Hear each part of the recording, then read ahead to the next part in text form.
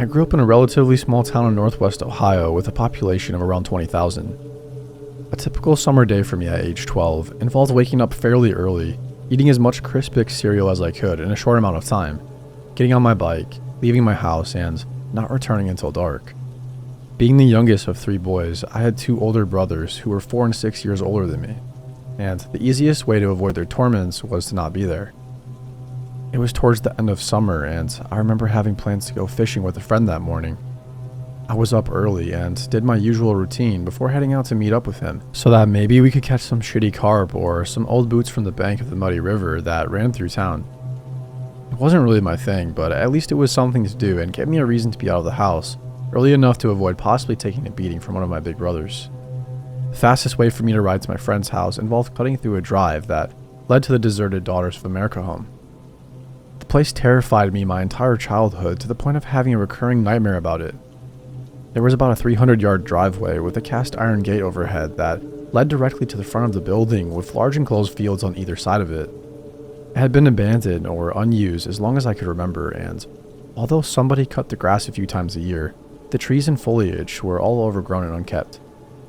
The building itself seemed to be in pretty good shape, but the whole place just scared me, and every time I peeled past the building, on the lane that cut around its left-hand side, I always had that feeling of being watched. After fishing for a few hours, my friend and I both got a little bored, packed up our stuff, and headed to my house. We passed through the D of A grounds on our way back, and I was a little freaked out going through there like always. When we got to my house, we threw our fishing poles in the garage, grabbed a couple of Cokes from the refrigerator, and grabbed a basketball from the shelf before heading the opposite way we had just come from, to the park that was nearby. We played basketball for a while with a bunch of older guys, but I think my friend felt about basketball the way I felt about fishing, so he took off after a few games. I kept playing until late afternoon when the game had dwindled down to just a few guys, and eventually everybody was leaving. There were still several hours until it would be dark, so I was trying to think of what I was going to do next when Mike struck up a conversation with me. I kind of knew Mike, but really only from playing basketball at the park. All I really knew about him was that he was a few years older than me and sucked at basketball. He was skinny with shoulder-length sandy blonde hair and was a little over 6 feet tall, with little to no coordination. He was definitely a little weird too, but when he got around to asking me if I wanted to go for a ride on our bikes together, I couldn't think of anything better to do, so I agreed. We ended up back down by the river, and I remember he showed me a cool little spot that I hadn't known about, where you could cross a washed-out drive onto a little island in the middle of the river. Then we headed just down the street from there, where he introduced me to an even older guy named Bill, who was in his late 30s or early 40s and was sitting on the porch of a rundown house. He was a kind of rough-looking guy, about 6 feet tall, with stubble and black hair that had gray creeping into it from the sides where it came down over his ears, in a 70s sort of style. We all talked for a little bit before the two of them went inside while I sat on the porch. I could hear them talking through the screen door, but couldn't make out exactly what they were saying since they seemed to be using a hushed kind of tone. Not whispering, but not talking at a normal volume either.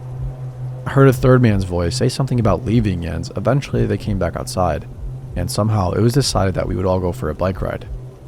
So now I'm riding my bike through downtown with these 2 dudes I don't really know and I don't really like. I remember thinking that the whole situation was just off in some way. After stopping at a store and then buying me candy and a pop, we were riding again. It was getting close to sunset, so I finally spoke up and said that I would have to go home soon. Bill tells me there is one last place we have to go and to follow him, so I do. We weave through town, and slowly but surely, I realized we were making our way towards the D of A. We ride up to the side of the building from the back and around to the front, where Bill stops. I'm terrified, but I don't show or say anything because I'm an idiot kid trying to act tough. Bill is in front of me, and Mike is behind. Bill gets off his bike and starts telling me something about how cool the building is, and how much he's always wanted to go inside, and that he thought we could all go in together if we can find the way. All I'm thinking at this point is, hell no. Mike is off his bike now too, and they push their bikes off to the side of the steps, leading up to the front door.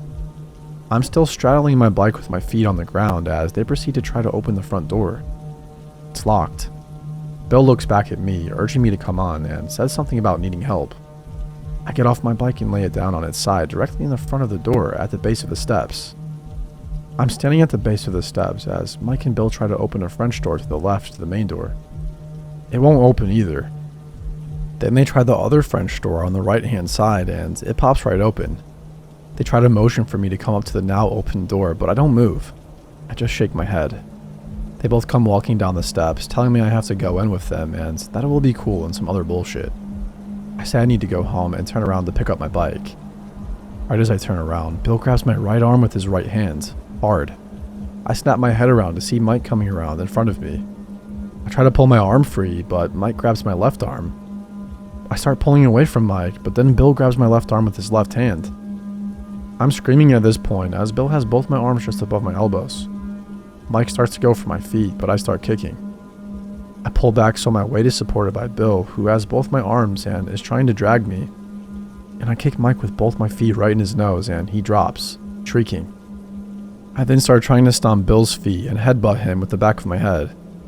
I manage to get my left arm free and start twisting my entire body around until my right arm pops loose from his grip.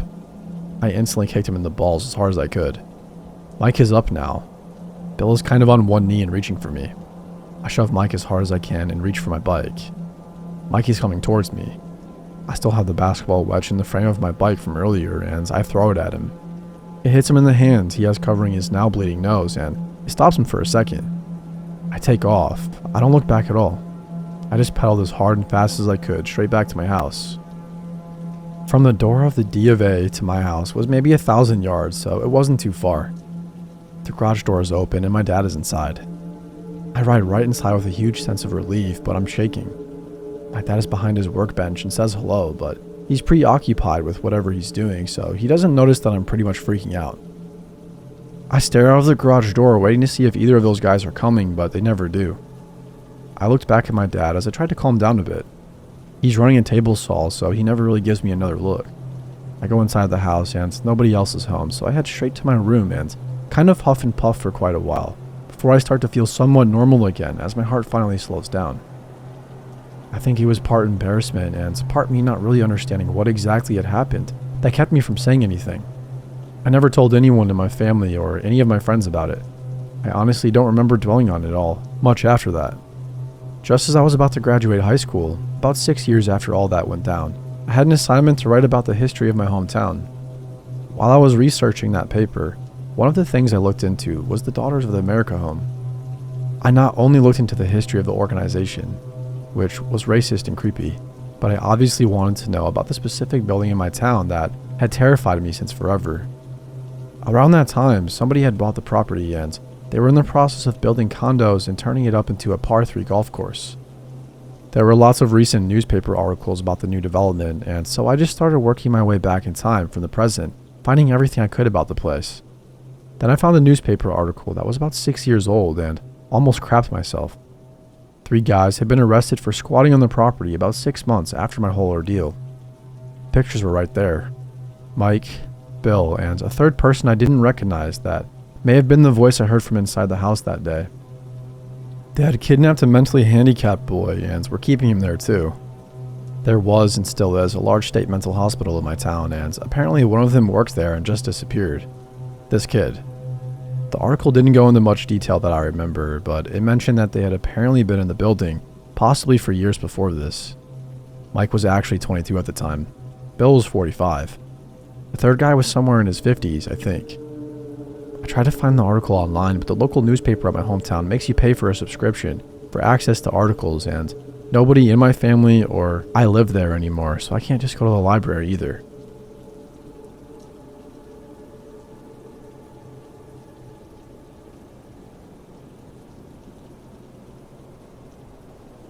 Little backstory. When I was 19, I lived with my mom in a ranch-style house on a road that backed up to a large field. On the other side was the main highway. About half a mile down from me was a loony farmer, and about a mile on the other side of me was pretty much a crack house. I guess someone used to live there, but it was run down. I will say that the crackheads were pretty quiet. Other than those 2 houses, we were isolated. At the time, I was working full-time and going to school full-time. One of my classes ended at 10:30 p.m. I often wouldn't get home that day of the week until about 11:15ish. I was driving home one night and I noticed some guy walking down the road. He had a yellow shirt and track pants. I remember his outfit because it was stupid. It wasn't weird to see people walking down my road because of the whole crack house thing, but I instinctively looked over at him when I drove past. He turned and smiled and waved, which freaked me out a little. So I speed the half-mile home and pull into my driveway, weirded out. I made sure all the doors and windows were secure and then sat on the couch to be a paranoid freak and wait to make sure the dude walked past my house. Except he didn't. And there was another guy with him, dressed in darker clothes. They actually walked up my driveway and started playing around with my car, testing the handles and stuff. In my hurry, I forgot to grab my phone from my car, so I was kind of worried that's what they were after until the guy in the yellow started approaching my door. I'm freaking out, so I go and wake my mom up. She's bleary, and I'm trying to explain the situation when we both hear the doorknob turn very slowly. Good thing it was deadbolted. She got out of bed, walked to the door, and then the one in the yellow shirt knocked. I perched up on the couch so I could get a good look at him and his friend, still in the driveway. The porch light was on because of the sensor. "Yeah?" my mom said. "You dropped your wallet." I told my mom that I had my wallet. It was in my purse, so she calmly told him that she had her wallet and it was too late to be knocking on people's doors. I remember perfectly what he said next, even though this was about 6 years ago. "Okay, I'm not a bad guy, just so you know." We were all pretty still. No one moved, not even the guy at the door. Not even the porch light went off. Then he tried the handle again. My mom told me to call the cops so she could get the gun, and I told her I didn't have my phone, so she walked to the kitchen to grab hers from the charger. She handed me the phone and walked to the bathroom, stared out the window into the backyard. Then she went to her room to grab her Ruger. I was talking to the cops and explaining the situation, all while watching the two guys, explaining that there were two suspicious guys at our door when my mom came back out and said, "One in our backyard too," which explained why she had looked out the bathroom window. She glimpsed him from the kitchen and went to get a more discreet look. My mom walked back over to the door with her gun and loudly said, "If he tries the handle again, I'm just going to open the door and shoot him." I don't know why she said that instead of waiting for the cops to arrive, but the guys took off down the road. I told her and she rushed to the bathroom where the guy apparently in the backyard saw his friends running down the road and sprinted off too.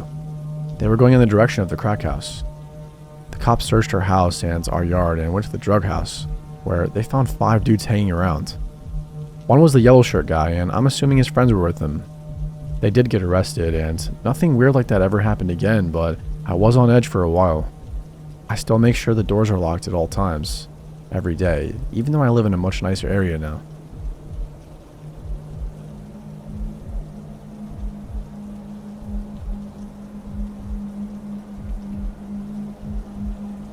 My family is from a small southern town. They've always lived around here, and in the early 70s, it was the kind of place where everyone knew their neighbors. My grandpa owned his own grocery store. It was called Bill's Food Center. Everybody in the town would come by regularly and get their groceries and even stay and chat with him for a little bit. My mom had worked the cash register regularly from her early teens on, so she knew all the regulars and could always tell when somebody hadn't been there before. So when 2 men came in she had never seen, she made sure to welcome them and ask if they needed help finding anything. She said she remembered being very unnerved by them from the beginning. She asked if they needed help finding anything, and the older one replied, "Nah, sweetie, we'll let you know when we find what we need." As they checked out, the older man, who she described as in his mid to late 30s, kept asking her increasingly personal questions. She was polite, but tried to give really vague general answers. The younger man with him was in his early 20s and never spoke, always just going along with what the other man said. They came in for items every day for about 4 days, and they always unnerved her, but she never felt too threatened or weirded out until the last day. The older man said he could use some help now and explained that they were going on a camping trip and needed help picking out some supplies. He said they needed some really strong rope and some duct tape. He explained that he liked to shoot guns and needed the duct tape to wrap around his hands while shooting. She felt that the explanation was odd, but nevertheless helped them pick out the supplies and check them out. She got such bad vibes from them that day that when they left, she made sure to memorize their license plate just in case. A few days later, a cashier at another local store down the street from my grandpa's went missing. After searching for a few days, the police found her body near a local river. She had been beaten and tortured and stabbed repeatedly. She was bound with duct tape and barbed wire and rope. Almost exactly like what my mom remembered selling to the 2 men. When she read about the murder in the Sunday paper, her stomach dropped. She immediately felt that she knew the two men were responsible. She told my grandpa she knew who was responsible for the crime. She knew the two strange men were somehow involved. My grandpa was skeptical at first, but my mom was so adamant that he eventually caved and they went to the police. My mom was questioned extensively by a detective. It took some time, but the police eventually caught up with the men and they were eventually found guilty of the murder. My mom was so shaken up about the whole thing and refused to work in the store alone from then on. She was even more alarmed when the police informed her that the men were casing my grandpa's store before ultimately deciding on the other one.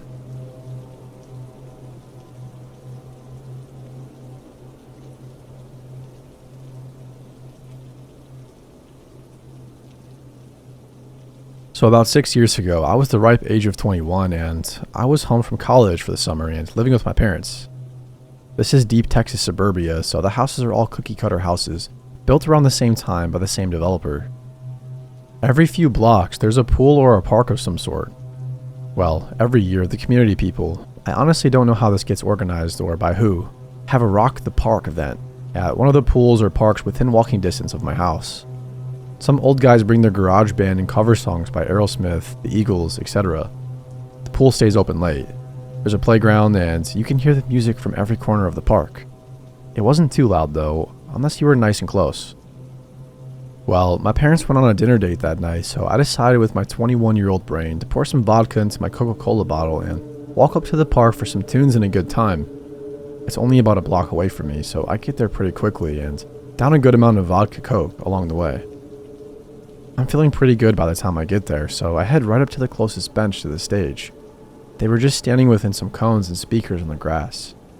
There's a person sitting on the far edge of the bench, but I don't really pay attention to him at first. There's a good 4 feet of empty bench between us.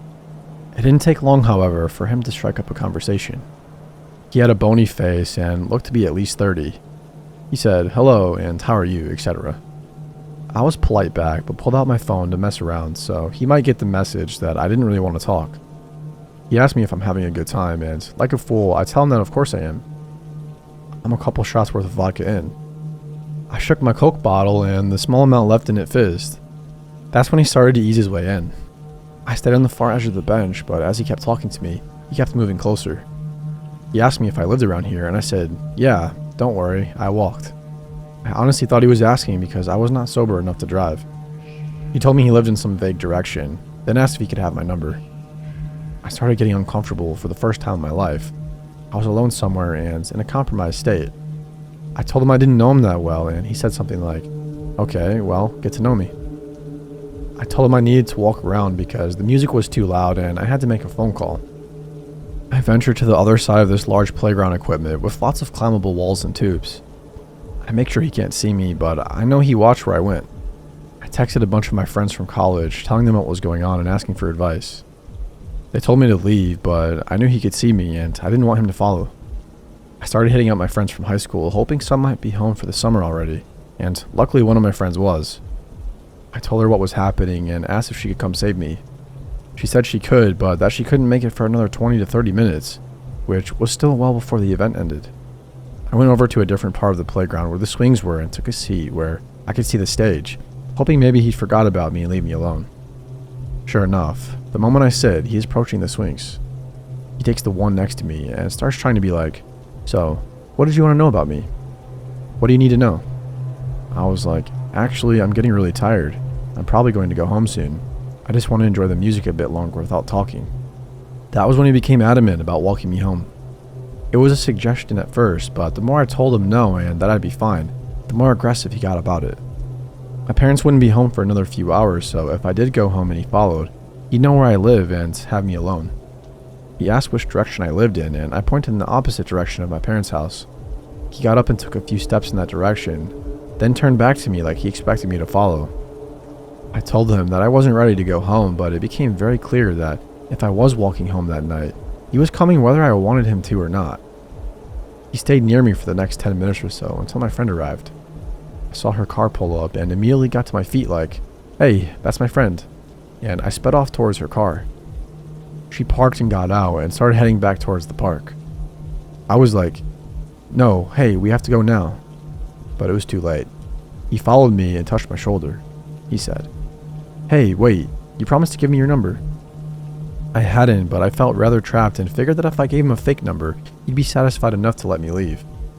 Sure enough, immediately after I spouted off, he calls it and starts looking at my phone, expecting it to ring.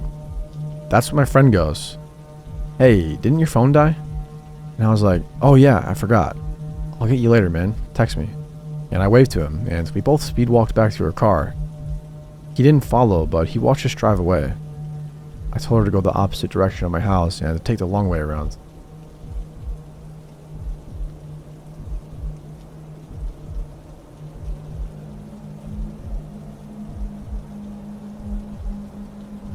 Years ago, man, I'm old, but let's say in the mid-1990s, I worked as a woodland firefighter while in the Army Reserves. I worked as a spotter. Basically, I was stationed in a giant fire tower in the middle of a national park. My job was just as it sounds. I would use binoculars and look out for fire, smoke, and other telltale signs of fire. My nearest compadre was 5 miles or so from me. My days consisted of working my shift, taking long walks around the fire tower, being on the lookout for anyone who might be having illegal fires, looking out for wildlife, and staying abreast of bears and wolves. The way our shifts worked back then was 1 week on, 1 week off, so we slept in the towers, cooked our food, etc. There were nearby toilets and showers for us. One day, I came across an illegal bear trap. I had several ranger friends, and I safely set off the trap and then picked it up to take to the ranger station on one of my treks out for food in my Jeep. Poaching was illegal in the park and carried a big fine even back then, and some jail time, but it did not stop the poachers from trying. I heard rifle shots and headed back to my fire tower. We did have a rifle in the tower, to be used in cases of emergencies. Just a few months back, a fellow spotter had been mauled to death by a grizzly, so each tower had been outfitted with a rifle. I looked with my binoculars, but didn't see anything out of the ordinary. I radioed my coworker Ben, an older guy in the adjacent tower. He hadn't heard anything today, but had came across a few traps himself. That night, after a dinner of franken beans and toast, I was writing to my future wife when I heard the rumbling of a truck. Thinking it may be Ben, occasionally he made the trek over and we would crack open a soda and chew the fat out for a bit. Instead, I saw 4 men with rifles get out of the truck. One looked around and leaned up against the truck while the other 3 grabbed traps and began to set them up. I grabbed the rifle and my lantern and headed down the stairs. I was only 21, a farmer's son from a rural Virginia farming town, and even with 1 deployment behind me, I was naive. I should have called it into the Rangers, but instead, I thought I could talk some sense into the 4 dangerous men. I barely got a, "Hey, what are you doing?" out of my mouth before I was roughly shoved by rough hands. My lantern fell and I heard it crack. The rifle was kicked away from me and I felt the breath leave my chest when I was violently kicked in the stomach. I had barely caught my breath when I was grabbed by 2 of the men and was shoved forward into the woods. It seemed like we walked for miles, but in reality, it was probably only a mile. However, I noticed that there were no sounds. In the forest, it is rarely silent. It's a cacophony of sounds, even at night. Owls, wolves, and crickets, but on this night, nothing. Suddenly, I was shoved onto my knees and I felt hot tears well up. I thought of my parents, my little sister and brother, and my fiance who were back home in Virginia. I heard the rack of a gun and I shut my eyes and prayed. Suddenly, the night erupted. However, it was the sounds of sirens. Those were the forest rangers, and behind them in his pickup, Ben, who tried to radio me that he heard a car's engine and came to my tower when I didn't reply. The poachers were arrested and Ben drove me back to the tower. I was still shaking. He didn't lay into me for not following procedure, just said, "That was close, kid." I ended up leaving the job months later to take a job closer to home, but I never ran into any more poachers during the rest of my time. I kept in contact with Ben for a while, sending him a wedding invite and then a photo of my firstborn son in 1997. However, as time usually does, we lost track of one another, and a few years back I googled him. He would have been 75 or so, to discover he passed away a few years back.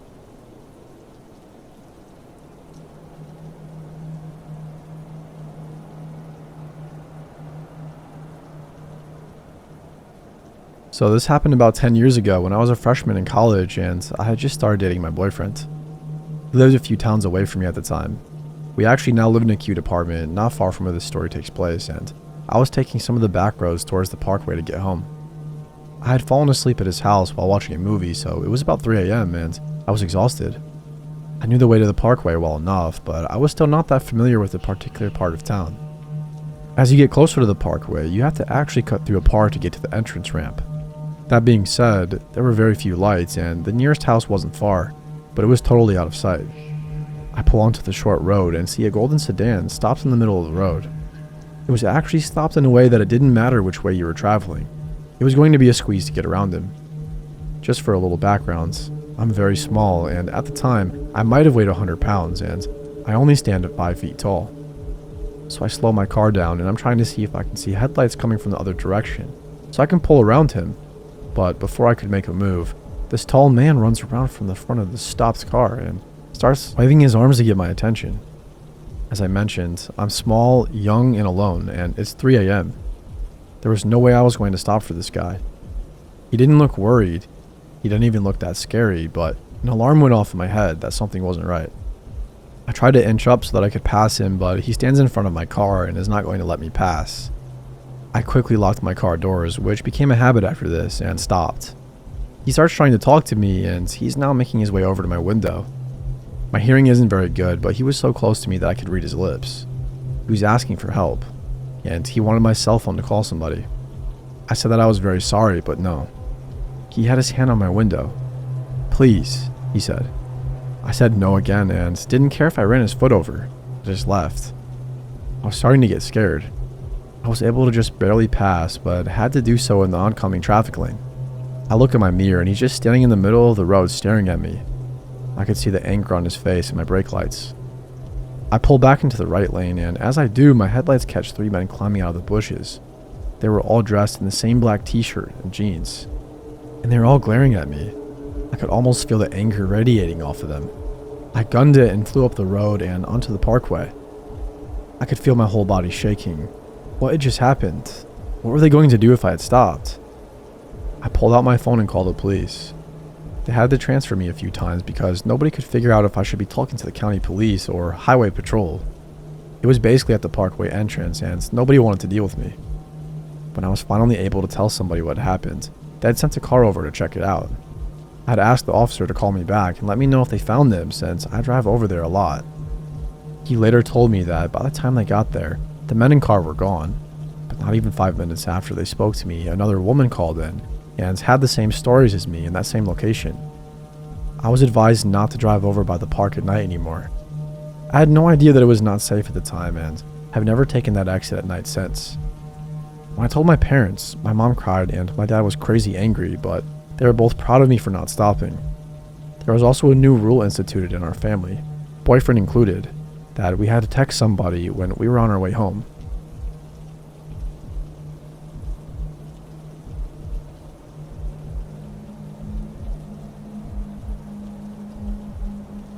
I'll start by saying I have a terrible biological father. He has been a shady person all of my life and constantly caused me a lot of grief.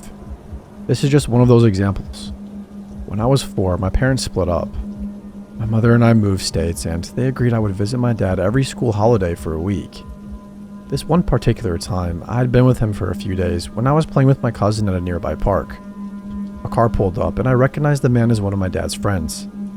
He called me over, and without thinking, I ran over to him and left my cousin at the park. He asked me if I could show him where my dad lived, and I agreed and got in his car. I gave directions and didn't notice at all that he wasn't following them correctly. Looking back, I didn't really know the way anyhow.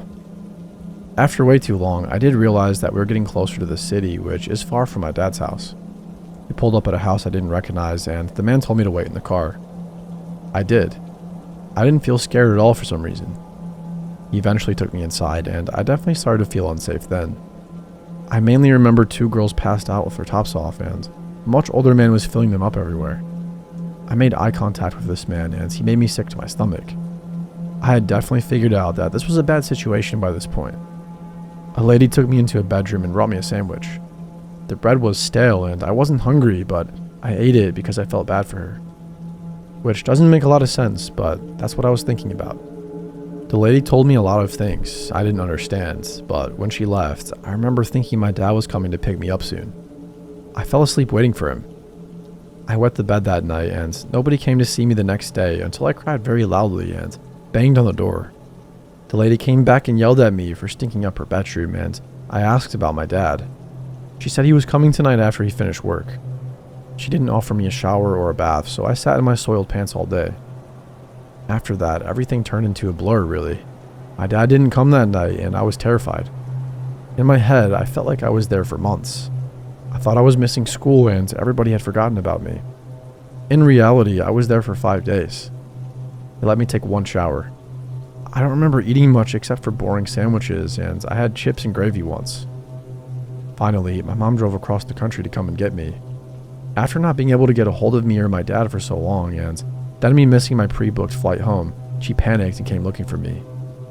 Thankfully, she did. She found my dad at his girlfriend's house, completely methed out, hiding out. Turns out he owed a lot of drug money to the people who had taken me. They had told him that they had me, but he couldn't afford it or didn't want me back. Whatever it was, he didn't bother to try to get me back.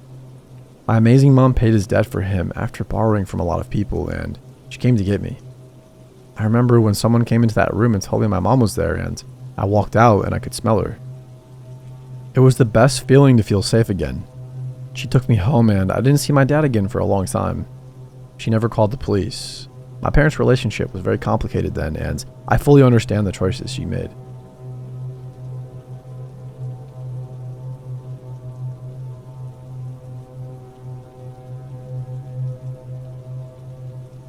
This happened around a decade ago when I was your quintessential, angsty, and weird little teenager that was quite moody and angry at the world. Ironically, I think that is what ultimately saved me, but the guilt doesn't leave me. I've never fully shared this with anyone before. My family lived in one of the nicer neighborhoods of my city, and unfortunately, muggings weren't uncommon, though to my knowledge at the time, none had resulted in anyone's death. I wasn't really following the neighborhood news, or any news really. I could tell my mother was getting increasingly worried over the past few months, but I just didn't care enough to ask why. She kept reminding me to lock all the doors, travel in groups, and not to talk to strangers. The same spiel most responsible parents give their kids. Only I took insult at being lectured weekly about safety at 16. Our first fight about this happened when I was told I was not allowed to walk home from the train anymore.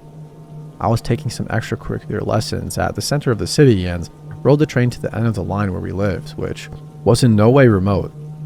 Our apartment building was about a 10-minute walk from the station, and I had been doing the distance since I was little. I could literally do it with my eyes closed. I usually walked around with my headphones on and my old and much beloved CD player in my bag, listening to something loud and grungy. Feeling completely safe, my little bubble of melodious solitude. Lots of yelling and screaming. Lots of, "You still treat me like a child. You don't trust me. You're suffocating me, and you are taking away my freedom.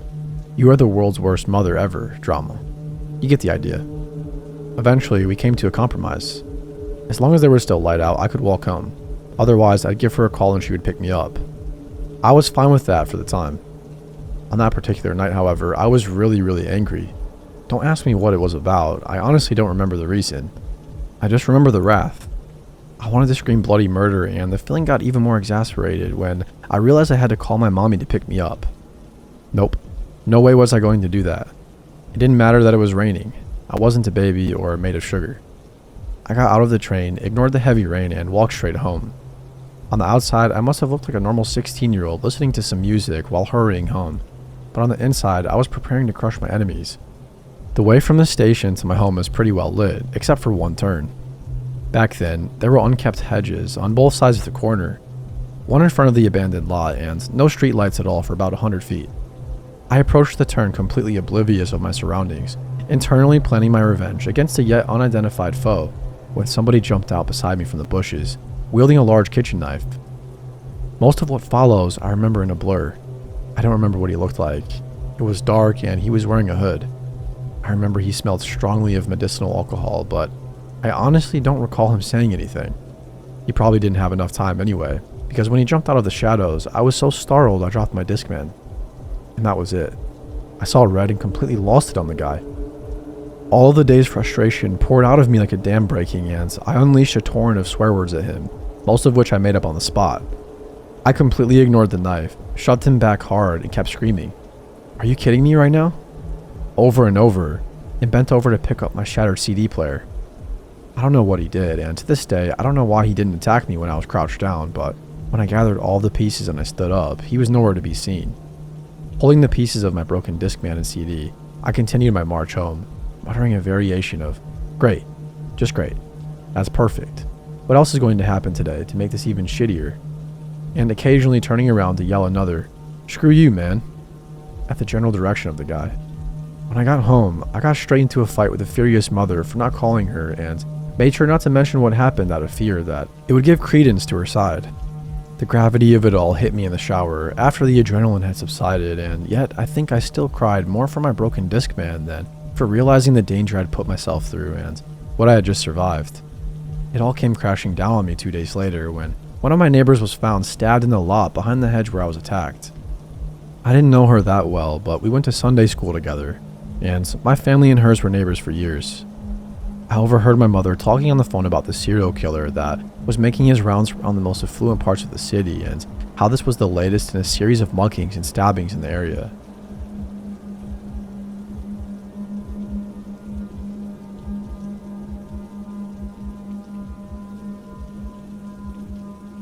This happened a little bit ago, about a month ago, and it was a bizarre experience to say the least. I'm 15 and I was playing some video games before passing out. It was about, say, 11 p.m. when I heard the doorbell ring. Out of instinct, I began walking downstairs, but about halfway there, rationality comes to mind. Who the heck rings a doorbell at 11 p.m.? I silently strode back upstairs and stood in the hall, kind of expecting something bad to happen. An exact minute later, it rings twice. My parents begin to leave their room and give me a quizzical look, and all I had to respond with was a shrug. Then he starts banging on the door. My mother jumps at the first bang and my father's eyes widen, but more in confusion than fear. He decided to go downstairs and peep through the view hole. It was our neighbor. My dad hesitantly opened the door and I could hear my father's voice tremble slightly. "Hey, what do you need?" Next thing I hear is an entire full-blown scream argument from our neighbor, claiming that this household was his and we stole it from him. My father's uneasiness was quickly replaced with annoyance, and he simply shut the door without giving our neighbor the time of day. My dad stepped on the first step going up the stairwell when our neighbor first hit the door. I'm not talking about banging with a fist. This man was full body slamming it. My father was stunned for a second, and my neighbor charged the door again. This time, we began to hear the splintering of wood. Everybody reacted at once. My father went to brace the door with his body. My mother went to get the other two kids, and I went for 911. The body slamming ensued for another 5 minutes, and while I was on the phone with 911, it stopped. I thought it was over, and I was relieved. But I'm still stuck on the phone. I go peek out the front window of my house, and boy, it was only getting started. Our neighbor took his Jeep Wrangler and simply directed it straight at our house. We had zero clue what he was doing until he hit the gas, and we heard the squealing of tires. Then he immediately hit the brakes. He was trying to scare us out of the house. I was still on the phone with 911, and I stepped away from the window to comfort my siblings, crack jokes and such. Eventually, police arrived and arrested him. The next morning, I left for school, still shaken from the night before. I stepped onto our front steps and saw tire marks leading up to our front door. The lunatic actually nearly rammed our door down with his car. I really never want to see this weirdo again, but he lives directly to my right.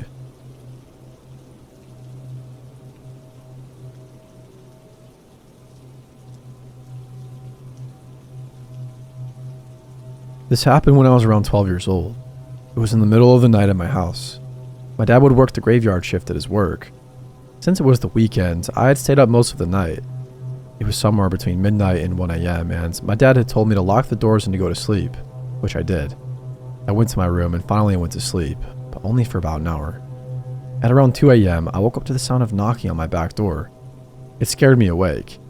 After taking a few moments to process what I heard, I decided it was probably just my dad knocking on the door. Maybe he just forgot something. I was really exhausted and I knew he had a house key on him, so I just told myself he'd unlock the door himself. But the knocking continued. It was pretty creepy, and then the next thing I knew, the knocking stopped. And then it started again, but at a different location.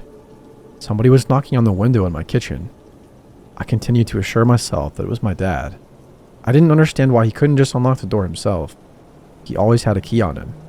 I felt pretty freaked out, so I wasn't answering the door. If anything, my dad would call me to open the door on my phone, which was next to me. The knocking started again at another window. I was terrified now, too scared to get up and check who was out there. The knocking wasn't stopping, and the next thing I knew, the knocking moved to my front door at a harsher level too.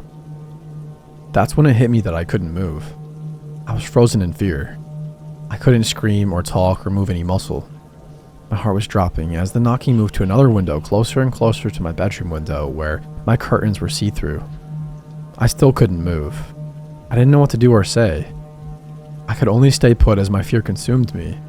I moved my eyes over to the window and my heart stopped when I saw a man peering through my window. A tall man with a dark ski mask. I could hardly make out the details because it was so dark, but I think his mask had some sort of skeleton design on it. He tilted his head slightly. I tried to scream, but nothing came out of me. I closed my eyes hard and started telling myself, "It's not real," over and over again. I opened my eyes and there's nobody there. I sighed with relief until I heard a loud whisper, "I'll cut you." I really couldn't sleep that night, and it didn't feel like a dream. I've never experienced sleep paralysis before, and everything felt so real. I don't know what happened, but I pray I'll never have to experience that again. It was one of the most frightening moments of my life that I've ever dealt with. It was definitely real. I was home alone that day, so nobody could back me up. But the following morning, I asked my dad when he came back from work if he came back earlier that day and knocked on my doors and windows. He didn't.